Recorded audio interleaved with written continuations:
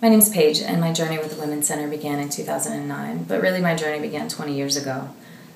I was working the overnight shift at a store, and a man that I didn't know followed me home. And he broke into my house, and he attacked me rather brutally and violently. And I called the police, and I went through the horror of a trial and sentencing, and my attacker was sentenced to 2 life terms. After that, I kind of fell off the radar. I wasn't referred for any counseling services or any sort of resources. And as a 19-year-old, what I did was I swept it under the rug because I didn't know what else to do. So for 17 years, I was able to pretend that assault, that rape didn't happen. And then my attacker came up for parole 3 years ago. And it kind of all fell apart.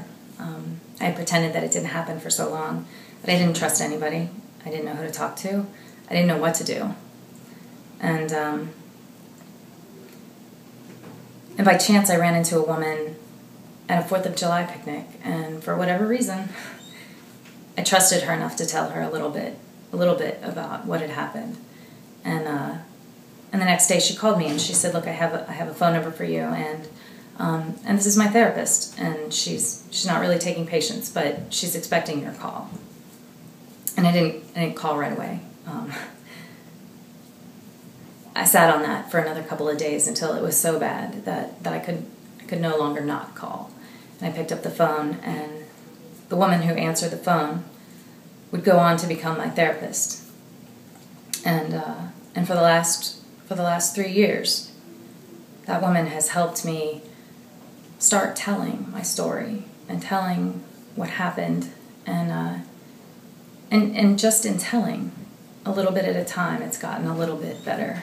And I don't know really where I'd be if somebody hadn't picked up the phone that day that I had to make that phone call. My therapist at the Women's Center has given up probably many, many lunch hours over the last 3 years to help me work through my stuff. And she's gone to bat for me with my insurance company, who didn't want to pay for unlimited visits, and she was able to accomplish that for me. And I found a safe place where I can talk about what happened, and I never thought that was possible. I just thought that I would go on and go on and go on, just pretending.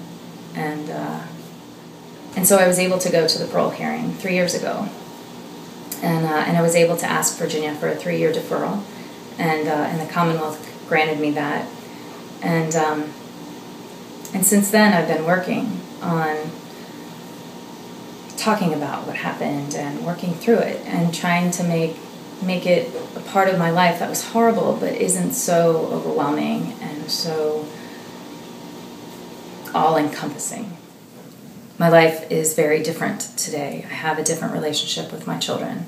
I have a different relationship at work. I have a different relationship with the people in my life. I no longer live with all the shame that I carried around from pretending that rape didn't happen. It's important to have some place to go. It's important to have a safe place and safe people. And I don't know what I would have done. I don't know what I would have done without the Women's Center.